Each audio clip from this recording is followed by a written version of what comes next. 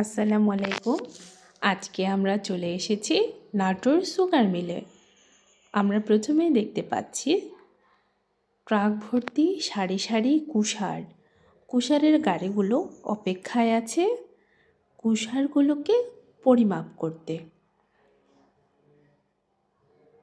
এই প্রত্যেকটি ট্রাকের মধ্যে বোঝাই করা কুষার প্রথমে পরিমাপ করা হয়। পরিমাপ করার পরবর্তীতে এখানে সবগুলো কুষার ঢালা হয়।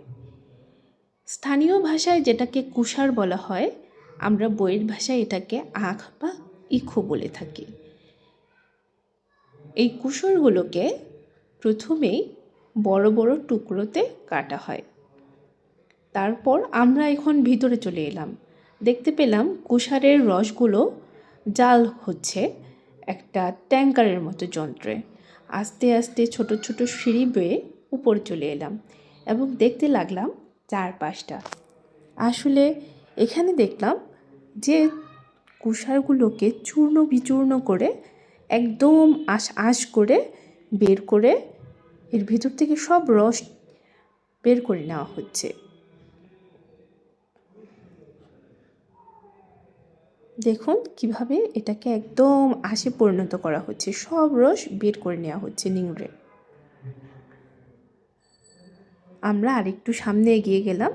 এখানে দেখলাম একদম রসহীন চূর্ণ বিচূর্ণ আখের ছোবড়াগুলোকে একটা যন্ত্রের সাহায্যে টেনে বাইরে নিয়ে যাওয়া হচ্ছে, আর রসগুলোকে সংগ্রহ করে পরবর্তী ধাপের জন্য প্রস্তুত করা হচ্ছে।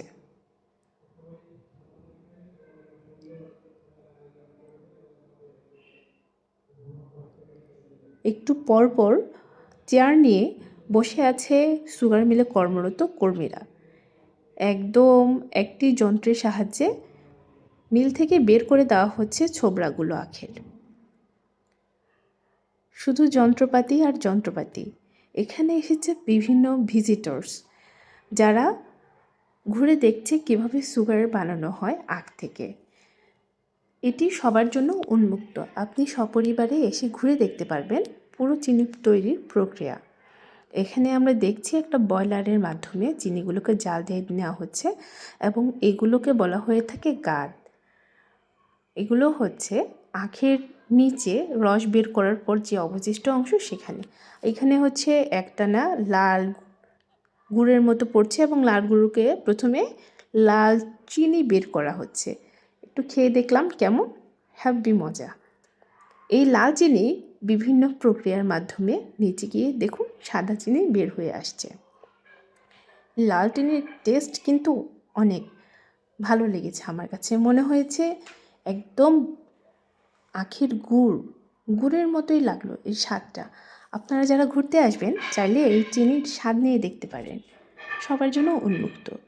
এই যে দেখুন একদম মনে হচ্ছে গুড় বের হচ্ছে। এই গুড়গুলো প্রাথমিক স্তর। এই গুড়গুলোকে পরবর্তীতে বিভিন্ন প্রক্রিয়ার মাধ্যমে চিনি বানানো হবে। এটা হচ্ছে একটা পানির ধারা।